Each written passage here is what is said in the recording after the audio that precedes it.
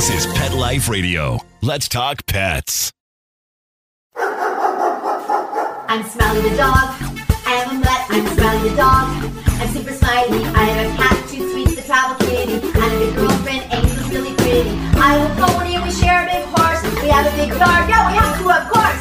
I have a pool. In the summer I stay cool. Do a fountain, live in the mountain, live high on the hog. Need to be a spokes dog. I'm Smiley the dog. I am a mutt. I'm Smiley the dog. I'm super smiley. Woof and Super Smiles. Welcome to a Super Smiley adventure on Pet Life Radio, the largest pet radio network in the world. I'm Megan Blake, the pet lifestyle coach, helping people find their perfect pet for their lifestyle, and then I help train them so they keep that pet forever.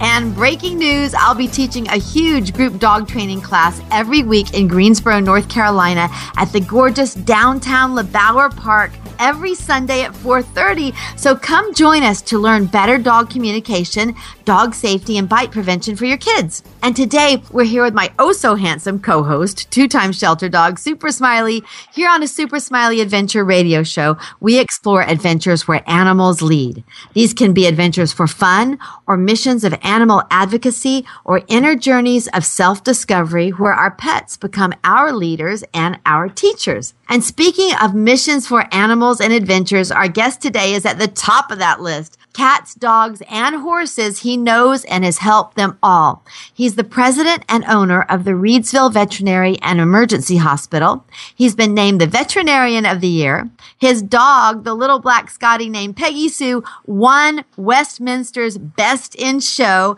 and he and his Arabian horses have won over 15 U.S. and Canadian national championships. Okay, and to top all that off, he's a former president of the American Veterinary Medical Association.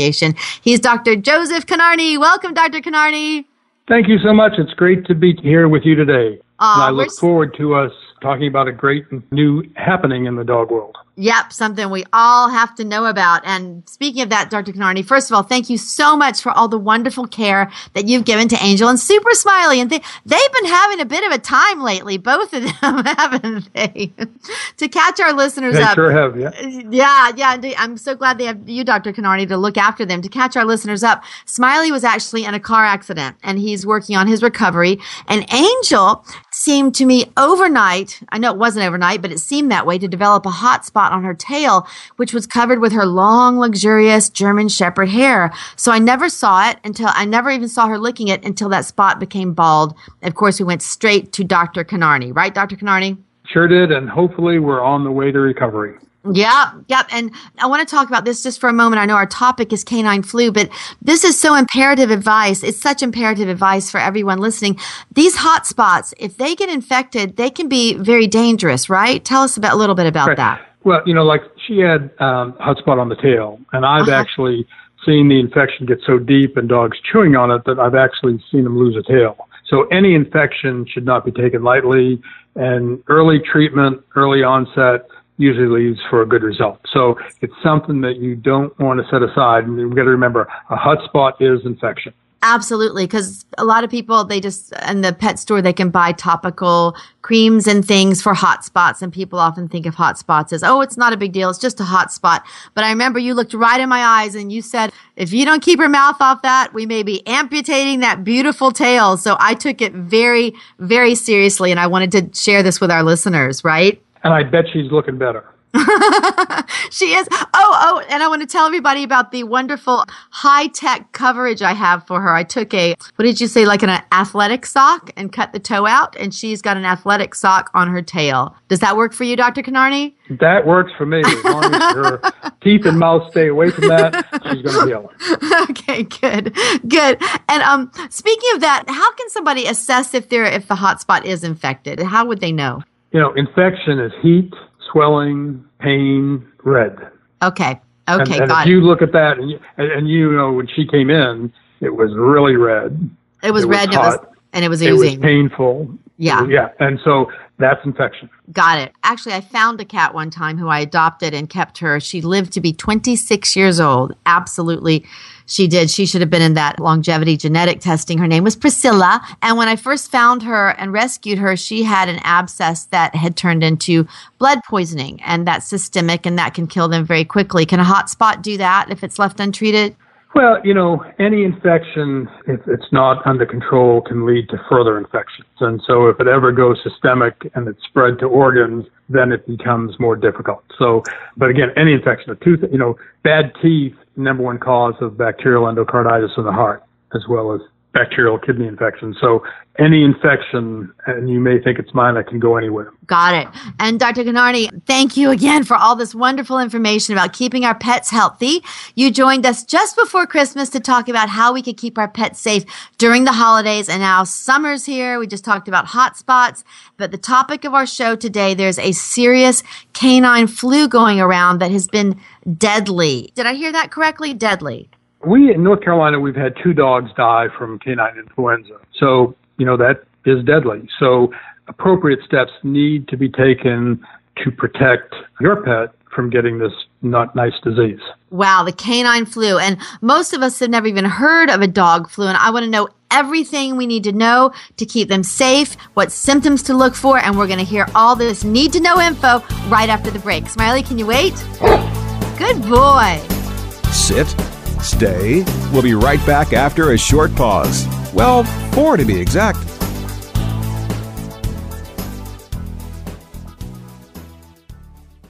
I love cleaning the litter box, said no one ever.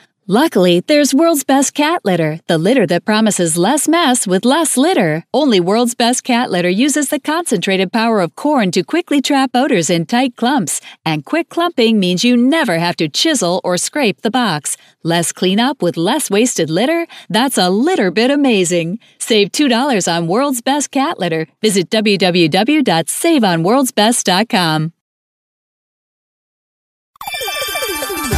Let's Talk Pets on PetLifeRadio.com.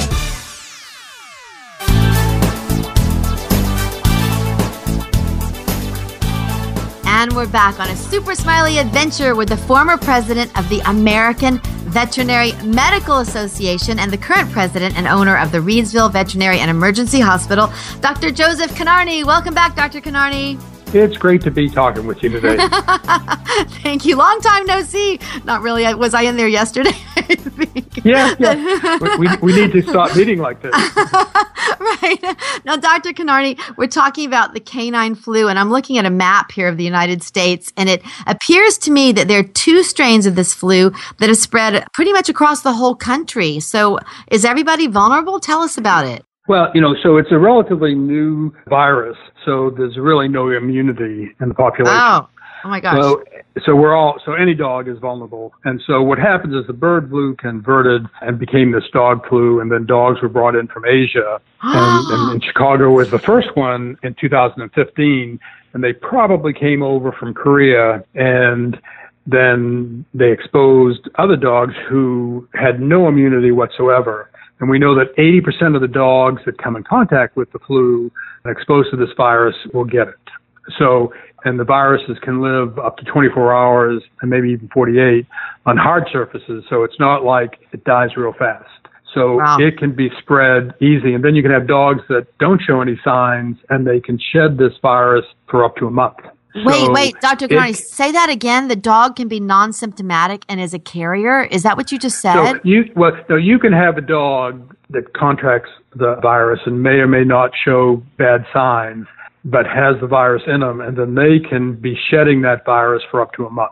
So that's really scary. It's not like It's not like you get sick for 4 or 5 days, you shed the virus for 4 or 5 days, and it's over with.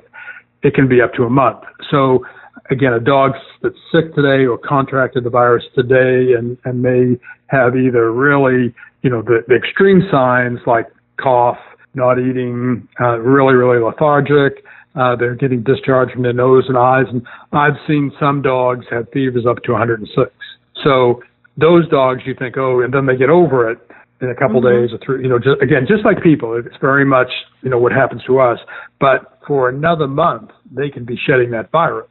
So it's out there. It's going to be there. So many things that we can do to prevent it. And first and foremost is vaccination. And the vaccine is pretty good vaccine. We give a vaccine, then a couple weeks later we give a booster, and we know we get significant protection. And the other thing we know is, and next week there's going to be a National Flu Day for dogs, that if we get more immunity in the environment, and you get what we call kind of like a herd health immunity, we get broad protection. And again, the antibodies get into the environment and you're least likely to do it. So that's a biggie. And then isolating sick animals and hopefully up to 30 days after their symptoms subside, again, decreases the likelihood. Good sanitation practices. If you know a dog has it and has been exposed to it, come in with really good disinfectant and clear the area. For me, I wash between every patient anyhow, but I'm really diligent of not only washing my hands now, but then I also use a chemical disinfectant to be extra cautious, and so, and again, if you expose your dog to a lot of dogs, like going to the dog park, going to daycare, going to playtime, going to other things, you want to talk to your veterinarian first and foremost and see what they think is the best for your dog, because they know your dog's health better than anyone. And then make sure you get vaccinated. And then if you're not sure about the environment you're going to, you may not want to go there. And so like I know in the dog show world right now, we're seeing fewer dogs going to the shows while we try to get over this happening now. And so as I said, in North Carolina, we've had 2 confirmed deaths from the flu. I've seen 8 cases, and there's cases from Florida to Illinois to Texas and every place in between. They've seen it in boarding kennels. So being, it's the old adage is common sense. I go a lot of places, I do a lot of speaking, I'm exposed to a lot of people. I get the flu shot every year. Yeah. If I were housebound and I didn't have people coming in, I probably wouldn't do that. So, in one extreme, you got someone like me that I was in 7 countries last year, or 8, or maybe more than that, and I'm everywhere versus being in a glass bubble. So if you're in a glass bubble, the likelihood of you being exposed to something is unlikely. Right. If you're out there, again, I have a client that goes to PetSmart every other day for a dog to socialize and play and everything, and it's like, you need to be vaccinated. And so next week, as we're doing this dog flu day, and the pharmaceutical companies are helping promote it, one of the things is getting a lot of antibodies in the environment, and it helps with overall protection and keeping the numbers down. A virologist from Cornell, in his writing, as he put in an article that we were interviewed for last week, he said, as long as, and I'll quote him, if these groups that want to rescue dogs from Asia continue to irresponsible bring them into the United States, then this flu is going to be reintroduced. They will be bringing in, unbeknownst to them, infected dogs. Wow. So it's here. It'll come back. So we need to be proactive. Yes, and you just gave so much information. You just kind of summarized everything right there. And that all came from me looking at this map here where the dog flu is around. And one of my questions, you've touched on everything actually, but if one of our dogs gets the flu, how dangerous is it if they get it before we get the shots? How worried do we need to be, and what do we need to do if they get the flu? So, we know a lot of dogs have got the flu. And again, in North Carolina, only 2 have died. So like people, the issue is, do you have pre-existing conditions? Okay. So are you immunosuppressed? Are you on cancer medication? Then you're more prone to have a complication. If you're exposed to something else and say get secondary kennel cough, the likelihood then of pneumonia is more likely. If you're really healthy, you take, again, supportive care, because we don't have a cure for a virus. So it's supportive care. It's helping them get through that. It's watching their temperature. Most of the dogs will get over it, but they still get real sick. And again, there are dogs like older dogs or real young puppies that get it, as with older people or babies. They're more vulnerable to have complications. Right. So a middle-aged, real healthy, robust dog is not as likely to have an issue unless they have an underlying problem. And it's the secondary issues that come in. So if you have a dog that has a flu, has a real high fever, and then becomes extremely dehydrated, and you do nothing about that, then you're likely to have a problem. Right. That makes perfect sense. And you mentioned that it had come in from Korea and these other countries, so it is not seasonal like a human flu. It has nothing to do with the season. It has to do with the environment now. Is that correct? Correct. But what happens, when you look at flus in people, as we close down ventilation and we do things, we're more apt to get issues. So we see it. It came in, as I said, it was first in Chicago, I think, in 2015. But you get dogs that are congregated in areas, and you have a lot of dogs, and you have, people touching dogs. So you go to a dog park, and people are dogs drinking out of the same bowl. You just increase that risk. Right. And you mentioned the symptoms. Could you go over the symptoms again, what we should look for? So we should rush our dog right to the doctor to be evaluated. What do we look for? So, again, first and foremost, they probably start coughing some. And, again, you hear a cough, you hear sneezing, not feeling good, lethargic, going off their food. You know your dog's better than I do. And you know when something's wrong with them before I do. So when they start just not acting right, they get lethargic, I said, runny nose, runny eyes, kind of like us if we get the flu. That's what they're doing. So again, you can make the analogy that as we cough and feel bad and have a fever, that's the first thing. And we've documented with serology tests the patients that got it, but there was the big thing is supportive care. So we get the flu, plenty of fluids, we wrap up in a blanket, we stay warm, we stay hydrated, and that's what we want to do if our pet should get this. And it seems to me that, some people will try to just write it out themselves. They're like, I'm going to tough this out. That with our dogs, we shouldn't do that. We should at least let a vet take a look at them and evaluate it and give us their professional advice. Would you say take your dog to the vet? Again, because, even though we know most of them get over it. So what happens if you're that one dog and you don't know that it has an immunosuppressive issue and they end up getting that secondary bacterial infection? So letting them see them and letting them guide you through the process. And then it's kind of making that first contact. Your veterinarian knows you have a sick dog, and they probably won't prescribe an antibiotic to begin with unless they see an issue. But then all of a sudden they get a secondary infection, and your veterinarian always know it, so you're one step ahead of it, and you're on a faster road for treatment and cure. Yep, and that's what we want. Stay right ahead of all of this. And Dr. Konarny, you mentioned Dog Flu Vaccination Day, and I want to hear more about that and how to keep our dogs from being exposed in the first place right after this break. Smiley, can you wait? Good boy. Sit. Stay. We'll be right back, right after we kibble a little with our sponsors.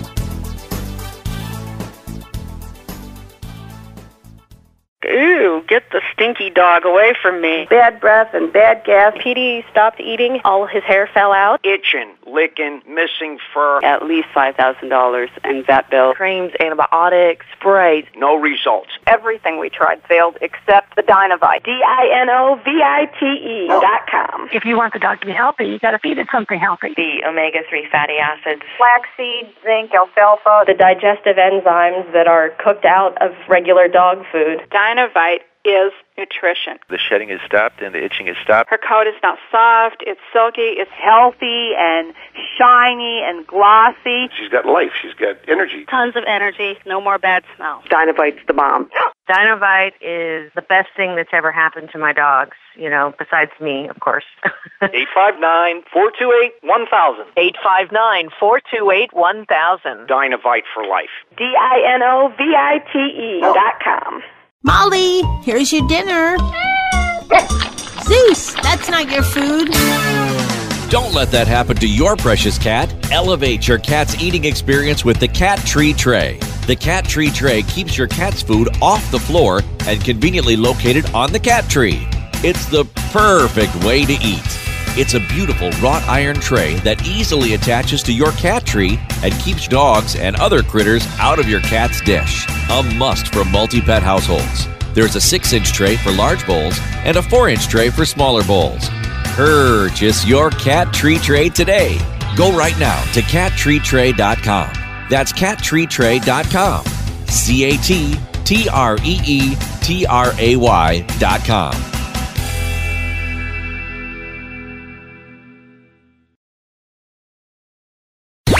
Let's talk pets. Let's talk pets On Pet Life Radio. Pet Life Radio. PetLifeRadio.com. Hi, I'm Jane Lynch, and I'm on a super smiley adventure. Woof, woof.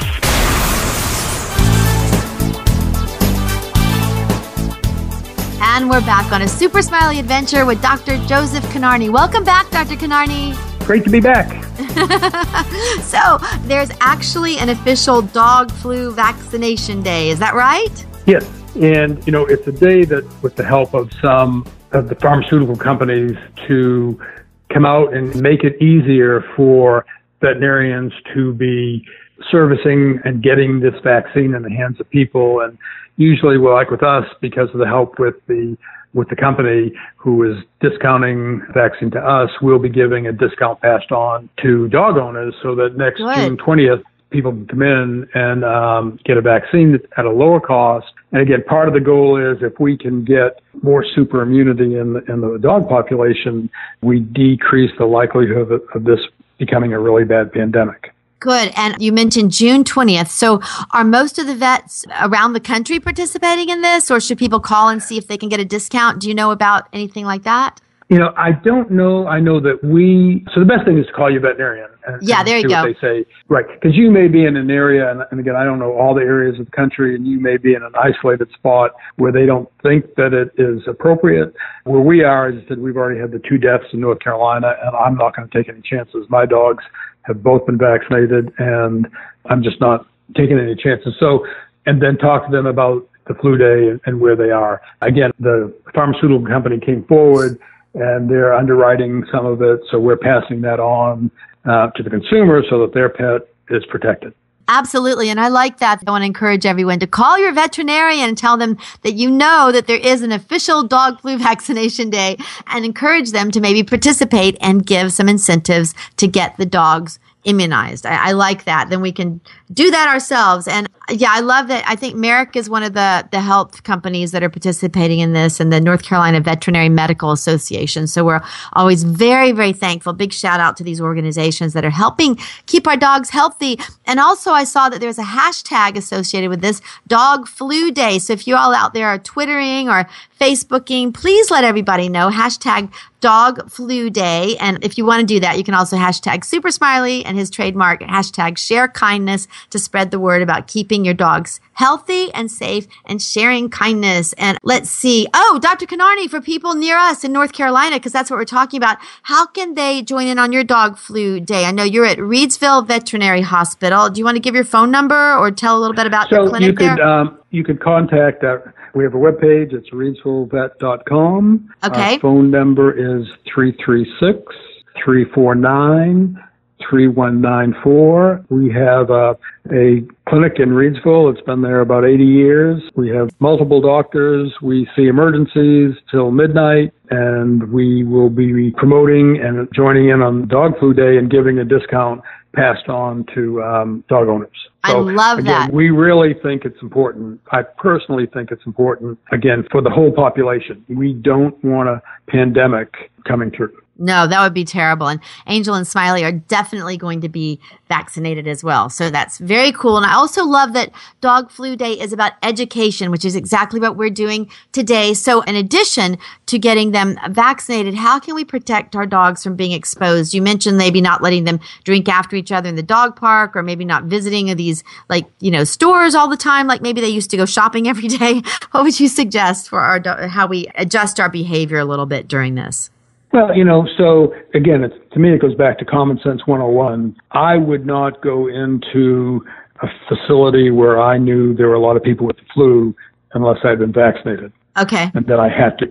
So I would not want to take my dog into a large crowd of dogs unless I know that my dogs were vaccinated and people were vaccinating the dog. So when you're thinking of letting your dog going to sniff another dog at the dog park, probably you don't want to do that right now. If you think, right, bring your own bowls for water, your own bottled water, to feed them and let them drink, and not get into the group things.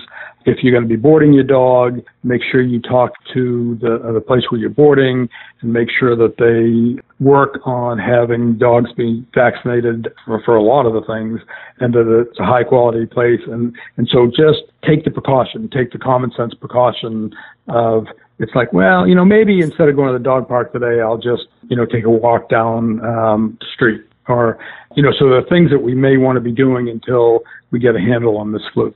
Right. And I think a lot of those things you said are just good common sense to do every day. You know, I always bring my own dog bowls, those little soft foldable dog bowls. They're so simple. You know, to take precautions like that is what I try to do all the time. Anyway, so those are really good ideas. And Dr. Konarny, thank you so much for taking such good care of Angel and Smiley. We are just thrilled to have you as our veterinarian in North Carolina. And we're just so lucky that you live here in North Carolina. You're so accessible to all of us. And what dogs do you have at home now? Do you have any dogs or horses in your family now?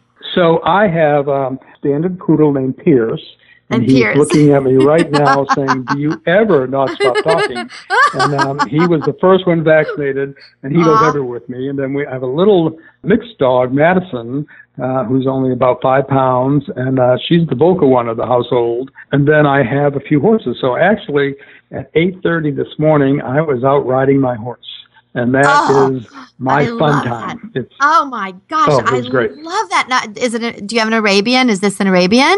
So this one is a saddlebred. So I have an Arabian and a half Arabian, a saddlebred. And so this one is she's really a neat horse. And in fact, we actually bred her and flushed an embryo last week. And hopefully we'll have a couple babies this year by her. The good thing is I can send the embryos to a surrogate, and I still get to ride her, and she gets to enjoy it. Aw. Well, that's beautiful. That's beautiful that you love your horses. Starfire and Minnehaha just moved over to Shooting Star Farm, so they're having a wonderful time over there, and I may go see them right after this show. And Dr. Konarny, my favorite question, what have you learned from your dogs or pets? Have they taught you anything lately? You know, they do all the time, and I think it's to be a good listener. You know, they listen to me all the time. And, you know, when you look at what I do, it's important for me to listen to you and to Angel as it is for me to do the talking. I hear you. I agree. As a dog trainer, that's the main thing, is listening to what that dog needs, how they're going to communicate. You agree with that too? With the horses too. It's all about listening. Absolutely. I love it. Dr. Konarny, you're so wonderful, and Super Smiley and I are so grateful again to have you on as our vet and part of our team. And you'll be coming back on our show again with some more advice. Is that right? Can we count on that? Come back again? Absolutely. You can count on it. Yep. Because anything we can do to educate everyone about how to take the best care of their family members, I'm all for it. I agree, Dr. Konarny. And also a great big thank you and shout out to our super producer, Mark Winter, for bringing a Super Smiley adventure out to the world. Thank you to our amazing pet-loving audience for joining us today. And everybody come out and join us July 1st at LeBauer Park in Greensboro, North Carolina it's called Megan Blake's Group Dog Training. And right now, if you're not driving, that is, go to kindnessfilms.com to see our kindness documentaries, which are guaranteed to make you smile. And if you share them, we want to ask you to hashtag Dog Flu Day, right, Dr. Konarny? We're going to share that news, Dog Flu Day. Yep. Right. Yep. Hashtag Super Smiley and hashtag Share Kindness, which is always a good hashtag to use. And again, thank you so much, Dr. Konarny, for joining us. That's Dr. Joseph Konarny. Thank you, Dr. Konarny. Thank you. Thank you. Thank you. Okay, and from all of us here on Pet Life Radio on a Super Smiley adventure, we hope you love all your adventures with your pets. And until next time, woof and super smile. Let's Talk Pets, every week on demand, only on PetLifeRadio.com.